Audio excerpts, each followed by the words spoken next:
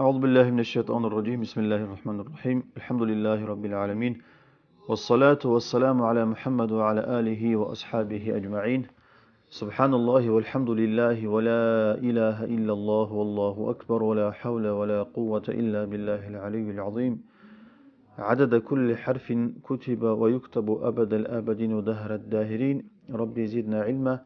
Ассаламу алейкум ва рахматуллахи та'аля ва баракату, дорогие братья и сестры. Мы по воле Аллаха продолжаем читать уроки по исламскому вероучению, по науке аль-акида.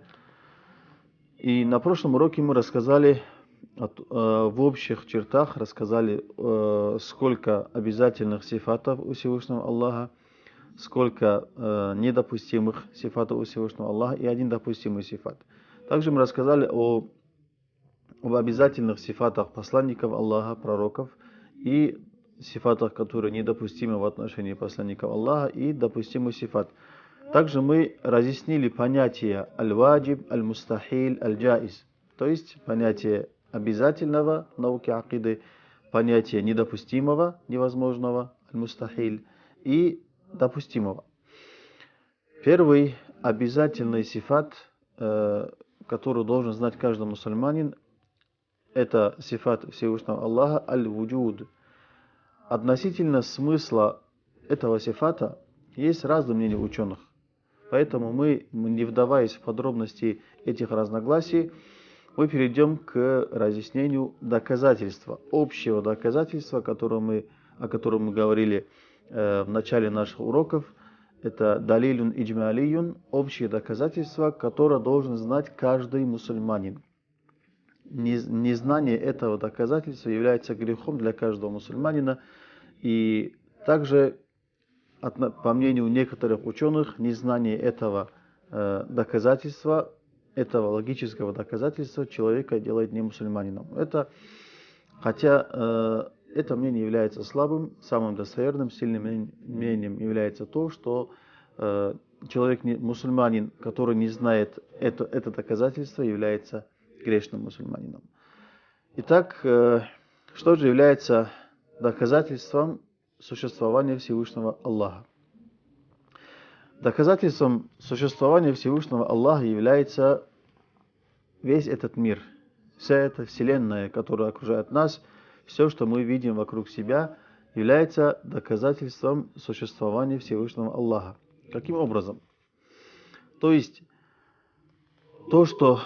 все, что вокруг нас существует, указывает на то, что существует Всевышний Аллах. Каким образом? Мы разъясним, иншаллах рахман, далее. Весь этот мир, все, что окружает нас, состоит из тел и качеств этих тел. То есть все, что нас окружает, книга, стол, человек, дерево, камень, разницы нет. Все, что нас окружает, все эти предметы, они имеют тело и они имеют качество. То, что имеет тело, оно имеет качество, они неразлучны. Например, какое качество? Аль-аджрам – это тела, аль-ахрал – это их качество. Некоторые их называют явлениями.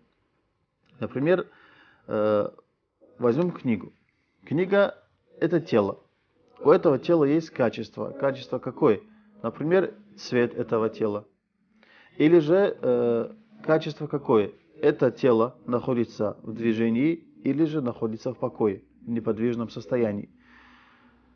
Или же это тело бывает в движении или бывает в неподвижном состоянии. То есть одно из двух. Третьего не дано. Соответственно, если мы понимаем, что этот мир является созданным, значит, должен быть тот, кто его создал. Должен быть тот, кто его сотворил. И то, что этот мир, это все тела, которые нас окружают, создано, это указывает на то, что есть Создатель. Потому что само по себе это появиться не могло без того, кто бы его сотворил.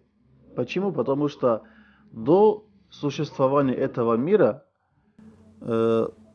было одинаково возможным теоретически существование этого мира и несуществование. То есть, можно сказать, было равенство между существованием и несуществованием. Почему? Потому что теоретически мир мог существовать и мог не существовать.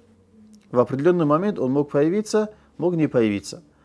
То есть вот это равенство, которое было между существованием и несуществованием до сотворения этого мира, оно само по себе, это равенство, не нарушается. То есть без какой-либо силы, без какого-то воздействия, само по себе что-то не появляется. Элементарно для того, чтобы эта книга переместилась с одного места на другое место, необходимо, чтобы какая-то сила воздействовала на нее.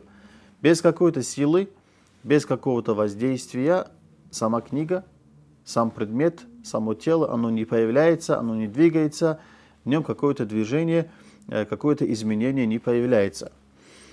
Соответственно, есть какая-то сила, которая это делает. Итак, до сотворения этого мира, существование этого мира и несуществование этого мира было равным, равновозможным. И раз несуществование этого мира прекратилось и началось существование этого мира, то есть с момента создания этого мира, началось его существование, а несуществование прекратилось. Значит, должен быть тот, кто придал этому миру качество существования, то есть кто его создал, кто сотворил этот мир. Потому что само по себе это равенство нарушиться не может. Этот факт говорит о том, что у этого мира есть Создатель, потому что сам по себе возникнуть этот мир не мог. Разум человека, мы сказали, что такое ваджиб. Ваджиб – это то, отсутствие чего наш разум не представляет. Так вот, существование того, кто создал этот мир, является ваджибом, обязательным для нашего разума, потому что отсутствие того, кто создал этот мир, здоровый разум человека не принимает. Это значит, что разум человека не может подтвердить, по природе своей разум человека не может подтвердить, не подтверждает, не признает отсутствие того, кто сотворил этот мир, потому что невозможно, чтобы отсутствие чего-то стало присутствием чего-то, то есть что-то появилось само по себе без какой-то силы, которая на него воздействует. Приведем такой пример. Возьмем человека, условного человека по имени Ахмад. До рождения этого Ахмада его не существовало. И возможность существования этого Ахмада в определенный день была равна возможности несуществования его. То есть равна тому, как он мог родиться, существовать в этот определенный день, он мог и не существовать тоже. Вот это равенство нарушило то, что он родился в определенный день. И само по себе это равенство нарушиться не может. Поэтому, если он появился в какой-либо день, если он родился в какой-то день, если он появился в утробе матери в какой-то день, значит, есть тот, кто сделал так, чтобы он появился. Есть тот, кто воздействовал на, сотворил этого человека в утробе своей матери. Вот это есть пример того, что мы объясняли до сих пор. В результате этого мы говорим, итогом этого доказательства является следующее, чтобы мы сказали, что весь этот мир, который состоит из тел, из качеств этих тел, из состояния этих тел, он является созданным, то есть появившимся после отсутствия. Раз после отсутствия что-то появилось, значит, каждая вещь, которая отсутствовала, потом появилась, нуждается в том, кто заставил его появиться, кто сотворил его, кто создал его. И результатом этого, вот этого логического ряда получается, что есть обязательно должен быть тот, кто из небытия привел этот мир в состояние бытия. То есть, говоря простым языком, кто создал этот мир. Это и есть Всевышний Аллах. То, что должен существовать Творец, понимает разум человека. Но почему его назвали Аллах? Почему мы сказали, что тот, кто сотворил этот мир, есть Аллах. Вот эти знания мы получаем уже от пророков и посланников, алейхиссаляту вассалям. То, что должен существовать Творец, мы к этому приходим путем логического размышления. А то, что Творца зовут Аллах, это мы получаем от пророков и посланников, которые до нас доводят, для нас рассказывают истинную религию. Итак, доказательством того, что существует Всевышний Аллах, является создание этой земли, создание этого мира, всей планеты. А что же является доказательством создания, созданности этого мира? Ведь любой человек может спросить, может подумать, до моего рождения этот мир существовал, до рождения человечества этот мир существовал. И человек может прийти к выводу, что этот мир, он всегда существовал. Что же является доказательством того, что этот мир всегда не существовал? Он является созданным, он является сотворенным, появившимся после отсутствия. Доказательством этому является то, что мы видим состояние тел, которые нас окружают. Любое тело, которое нас окружает, у него есть свои состояния, свои качества. К примеру, любое тело, которое нас окружает, оно или находится в движении, или находится в покое. То есть не двигается, находится в неподвижном состоянии. Если мы движущийся предмет остановим, значит у этого предмета у этого тела появилось новое качество, новое состояние, неподвижное состояние. Если мы начнем двигать предмет, который находится в неподвижном состоянии, значит у этого предмета, у этого тела состояние неподвижности исчезло, появилось новое состояние, состояние движения. Это говорит о чем? Если человек будет логически размышлять, он приходит к выводу, что у этого тела есть качества, которые меняются, есть качества, которые появляются и которые исчезают. Любое тело, оно находится или в движении, или в покое. Если тело, которое находится в движении, остановится, значит состояние движения у нее исчезло и появилось состояние покоя. Любое тело, которое находится в покое, начинает двигаться, значит у этого тела появилось новое состояние. Состояние покоя у нее исчезло, а состояние движения у нее появилось. Вот это исчезновение и появление качеств, состояний какого-либо предмета указывает на то, что эти состояния, они созданные. Раз качество, раз состояние исчезает, появляется другое состояние, то есть из небытия появляется другое состояние. Из покоя появляется движение, а там, где было движение, появляется покой. Это говорит о том, что эти состояния являются созданными. То есть не было их, и они появились. И раз эти состояния неразлучны с этим телом, потому что невозможно себе представить, чтобы тело не находилось в движении или же в покое. То есть третьего не дано. Или находится в движении, или находится в покое. А одновременно, чтобы оно двигалось и находилось в покое, тоже невозможно, потому что невозможно. Наш разум, акль, не признает, не считает правдой, является мустахилем, невозможным, чтобы две противоположные вещи одновременно в одном теле были. То есть невозможно, чтобы одно и то же тело в одно и то же время находилось в движении и в покое. Значит, движение и покой у этого тела созданы. И они поочередно. Или же покой, или же движение неразлучны с этим телом. Значит, если созданные качества, созданные состояния неразлучны с каким-либо телом, значит, тело тоже созданное. Почему? Потому что невозможно, чтобы это тело существовало до того, как у него появился покой или движение. Неподвижность или движение. Невозможно, чтобы это тело существовало до движения и до неподвижного состояния одновременно. Можно привести такой наглядный пример. Возьмем книгу. Эта книга сейчас находится в покое. Сейчас эта книга находится в движении. невозможно себе представить, что эта книга существовала до существования движения или покоя одновременно. То есть, что не было у этой книги ни движения, ни покоя. И эта книга существовала. Вот такого человек себе представить не может. Этого наш разум не признает.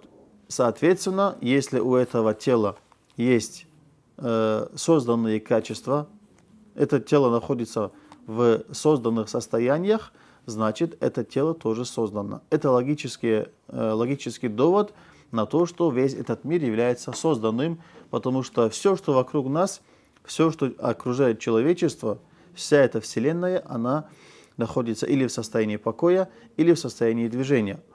И все, что имеет эти два состояния, эти состояния могут меняться.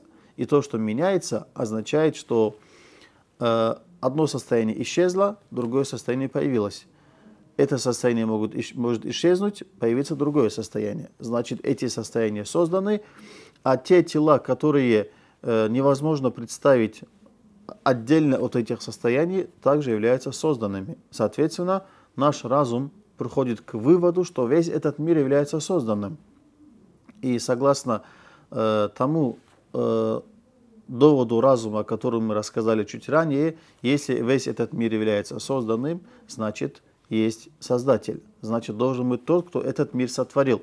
Иначе разум человека не может представить, не может признать появление чего-то без какой-то силы, без того, кто его сотворит, создаст.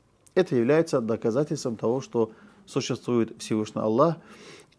А то, что Творца мы называем Аллах, это потому что об этом нам сказал посланник Аллаха, саллиллаху алейхи вассалям, который сказал, что Творца зовут Аллах. Вот это является общим доказательством того, что существует Всевышний Аллах, и вот такое общее доказательство, талилюн иджмали, должно быть у каждого мусульманина. Человек, не имеющий вот такого убеждения, он является грешным человеком. И нам негоже быть мусульманами, которые из-за отсутствия каких-либо знаний совершаем грехи, и более того, чтобы, по мнению какого-либо ученого, наша вера была недействительной.